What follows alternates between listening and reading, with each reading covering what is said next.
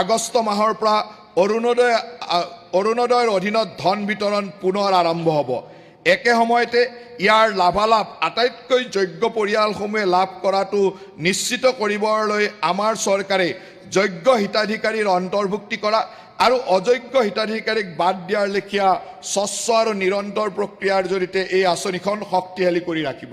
আমি অৰুণোদয় প্লাছৰ জৰিয়তে শ্বহীদ কুশল কোঁৱৰ সাৰ্বজনীন বৃদ্ধ পেঞ্চনৰ ধন আৰু বিধৱা পেঞ্চনৰ আঁচনিৰ প্ৰদানৰ কাম অব্যাহত ৰাখিম।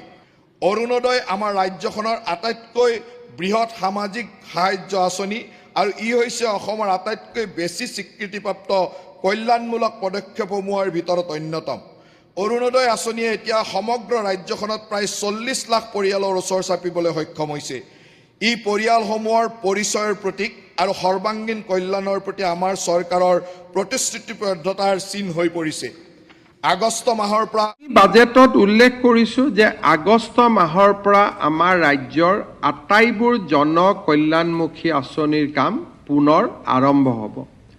অৰুণোদয়, নিযুত মইনা, নিযুত বাবু, জীৱন প্ৰেৰণা, যিমানবিলাক ৰাজ্য চৰকাৰৰ সুলভ মূল্যত চাউল, চেনি, দালিৰ যোগান, যিমানবিলাক আমাৰ আঁচনি আছিল, আগষ্ট মাহৰ পৰা এই সকলো আঁচনি ৰূপায়ণৰ আমি আমাৰ প্ৰতিশ্ৰুতি দোহাৰিছোঁ।